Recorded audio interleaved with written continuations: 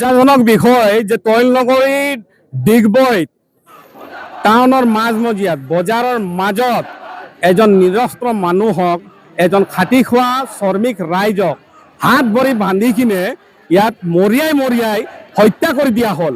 অকল 5জন ব্যক্তিক এৰেষ্ট কৰা হৈছে, জেল হাজতলৈ প্ৰেৰণ কৰা হৈছে। কিন্তু এই কথা অকল আমি শুনিবলৈহে পাইছো।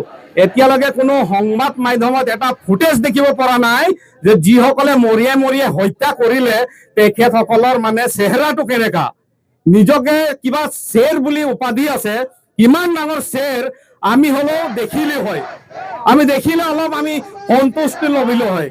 কিন্তু এটা আমি কথা কব বিচাৰিম যে ডিগবৈ টাউনত বহুতো সভ্য সমাজে বসবাস কৰে।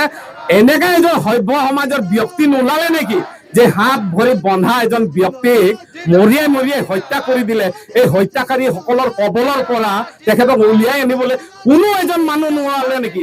ইমান নিৰ্দয় হৃদয় থকা মানুহ ইয়াত আছে নেকি? ডিগবৈ টাউনৰ এই মাজমজিয়াত কাৰো হৃদয় নাই নেকি? কোনো এটা দল সংগঠন নোলালে নেকি যে বুধেশ্বৰ গড়ক কালি ৰক্ষা কৰিবৰ কাৰণে তাক মাৰি পেলোৱা হ'ল? গতিকে এই 5জন ব্যক্তিক আমি দোষী বুলি নকওঁ। বুধেশ্বৰ গড়ৰ হত্যাকাণ্ডত জড়িত থকা এটা ধূলিকণা কিন্তু বাচি যাব নালাগিব। সকলোৱে আইনৰ কিন্তু দৃষ্টান্তমূলক শাস্তি পাব লাগিব। আমাৰ পোনপটীয়া কথা। আজি আমাৰ খাটি খোৱা চাহ শ্ৰমিক ৰাইজে আজি ওলাই আহি এই ডিগবৈ টাউনৰ ৰাজপথ অৱৰোধ কৰি কিনে ইয়াত প্ৰতিবাদ সাব্যস্ত কৰিবলৈ বাধ্য হৈছে। আজি আমাৰ মানুহক মৰিয়াই হত্যা কৰি দিয়া হ'ল, কিন্তু ইয়াত আমি প্ৰতিবাদ কৰিবলৈ আজি আমি বাধ্য হৈছো। কিয় বাধ্য হৈছো? আজি স্বতঃস্ফূৰ্তভাৱে মানুহ ওলাই আহিছে এটাই উদ্দেশ্য লক্ষ্য যে এইটো শেষ। ইয়াৰ পিছত কোনো বণিক গোষ্ঠী, কোনো বহিৰাগত, কোনো মিয়া মানুহে আমাৰ চাহ শ্ৰমিক ৰাইজক, খাটি খোৱা ৰাইজক যদি চুই কেনে দেখাই দিয়ক, যদি আমি চেলেঞ্জ কৰিছো চুই কেনে দেখাই দিয়ক, যদি এটাও বাচি নাযাব। আইনৰ যি শাস্তি আছে আইনৰ বিহক যদি আইনে যদি বিহিব নোৱাৰে আচ্ছা আৰু আচাই কিন্তু তাক কিন্তু সুধাই নেৰে। এইটো পোনপটীয়া কথা। আৰু আমাৰ এটাই কথা যে বুধেশ্বৰ গড়ক যোনখন বজাৰত হত্যা কৰি দিয়া হ'ল, এই বজাৰখন মৃত বুধেশ্বৰ গড়ৰ নামত উচৰ্গা কৰিব লাগিব। আমাৰ মুকলি কথা যে আমাৰ বুধেশ্বৰ গড়ৰ পৰিয়ালে যেতিয়ালৈকে তিলনি নাপাতিব ইয়াত কোনো ব্যৱসায় গোষ্ঠীক ৰমৰমীয়া বেহা চলাবলৈ দিয়া নহব। তিলনি নোহোৱালৈকে সম্পূৰ্ণ ব্যৱসায়িক অনুষ্ঠান প্ৰতিষ্ঠান বন্ধ ৰাখিব লাগিব। আমাৰ এইটো দাবী আছে। আৰু যিসকল হত্যাকাৰীৰ লগত জড়িত আছে তেখেতসকলক ফাষ্ট ট্ৰেক আদালতত তেখেতসকলক ফাঁচীৰ ৰায়দান দিব বুলি আমি চৰকাৰক আমি আহ্বান জনাইছো। আমাৰ ডবল ইঞ্জিনৰ চৰকাৰক আমি আহ্বান জনাইছো।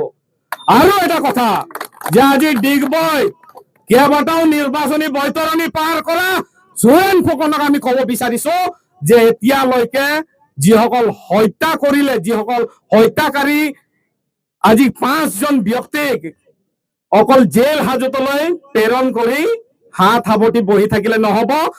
যাক হত্যা কৰি দিয়া হ'ল তেখেতৰ এটা পৰিয়াল আছে, এই পৰিয়ালক এতিয়ালৈকে খবৰ লবলৈ তেখেতৰ সময় নহল। গতিকে কেনেকে এজন বিধায়ক আজি অকল চাহ জনগোষ্ঠী আৰু আদিবাসী ৰাইজৰ ভোটতহে কেৱল জয়যুক্ত হৈ আছে। গতিকে ৰাইজ অনাগত দিনত চোৰেন ফুকনক আপোনালোক ভোট দিব নে নিদিব আপোনালোকৰ ওপৰত এৰিলো। ইয়াত আমি কোনো নিৰ্বাচনী আমি প্ৰচাৰ চলাবলৈ অহা নাই, ইয়াত আমাৰ প্ৰতিবাদ সাব্যস্ত কৰিবলৈ আহিছো। আৰু আমাৰ এটাই কথা যে আমাৰ মানুহে নগণ্য কিছুমান মানুহক বাগিচাত কৰ্মৰত অৱস্থাত লগ পাই সেইকাৰণে জ্ঞানটো সীমিত বুলি আমি ধৰি লৈছো। কিন্তু ব্যৱসায় কৰা লোকসকলে তেখেতসকলক কথাৰ চলৰে ৰাতিপুৱাৰ পৰা গধূলিলৈকে ব্যৱসায় চলাই তেখেতসকলৰ ইমানখনো জ্ঞান হাৰ নাই নেকি যে আজি মৰিয়াই হত্যা কৰি দিয়া হ'ল? তেখেতসকলেতো বহুত মুখৰ মিঠা, বহুত মিঠা মাতত তেখেতসকলে ব্যৱসায় চলাই আছে। গতিকে সেই ব্যক্তিজনক হত্যা কৰি দিয়া নিচিনা এটা পৰিৱেশ আহিছিলে।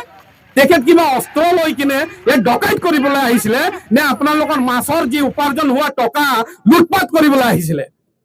গতিকে আপোনালোক এটা কথা স্পষ্ট ব্যৱসায় মহলক জনাই দিছো যে এই 5জন ব্যক্তিৰ যিসকল প্ৰজন্ম আছে ইয়াত ব্যৱসায় কৰিবলৈ দিয়া নহব। ইয়াত কোনো পইচা ব্যৱসায় কৰিবলৈ দিয়া নহব। ইয়াত আপোনালোক নাভাবিব যে 5জন ব্যক্তিক কৰায়ত্ব কৰি আমি মনে মনে থাকিম। ইয়াত তেখেতসকল এই 5টা পৰিয়ালৰ কোনো এটা প্ৰজন্মক ইয়াত পুলিয়ে পোখাই প্ৰশাসনে কিন্তু উঠাই কিন্তু ইয়াৰ পৰা খেদি পঠিয়াব লাগিব, মুকলি কথা। ধন্যবাদ। ইয়াৰ বুলিয়ে নহয়, অনা অসমীয়া যিসকল বনিয়া গোষ্ঠী আছে, যিসকল ইয়াত 3টা উপাধিৰ আমি মানুহক ইয়াত কৰায়ত্ব কৰিছে, গতিকে এই 3টা উপাধিৰ যিসকল বণিক গোষ্ঠীৰ লোক আছে তেখেতসকল কিন্তু সাৱধান হওক, তেখেতসকল সাৱধান হওক। চাহ জনগোষ্ঠীৰ ৰাইজ আৰু আদিবাসী ৰাইজ এতিয়া কোনো আপোনালোকৰ ভৰিৰ তলত বা আপোনালোকৰ আঁঠুৰ তলত আঁঠু লোৱা মানুহ নহয়।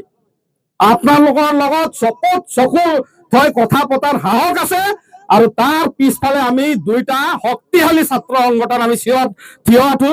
আৰু যেতিয়ালৈকে এই ছাত্ৰ সংগঠন আমি জীয়াই আছো, আমাৰ নেতৃত্ব যেতিয়ালৈকে আমাৰ থাকিব অসমত, তেতিয়ালৈকে চাহ জনগোষ্ঠী আৰু আদিবাসী ৰাইজক কোনো এজন মানুহৰ দপদপনি সহ্য কৰা নহব। ছাত্ৰ সন্থা এতিয়ালৈকে কোনো এটা উপাধিৰ ওপৰত আমি মাত মতা নাছিলো, কিন্তু আমি যেতিয়াই দেখিলো এই তৈল নগৰী এই গিজগিজাই থকা পুলিচ প্ৰশাসন গিজগিজাই থকা এই ডিগবৈৰ এই মাজমজিয়াত যেতিয়া মৰিয়াই হত্যা কৰি দিলে এই 3টা উপাধিৰ লোকসকলে, গতিকে আমি কবলৈ এতিয়া বাধ্য হৈছো যে তেখেতসকলৰ যি দম দাদাগিৰি যি চলি আছিলে পূৰ্বতে, বৰ্তমান আৰু ভৱিষ্যতে কিন্তু চলিবলৈ দিয়া নহব।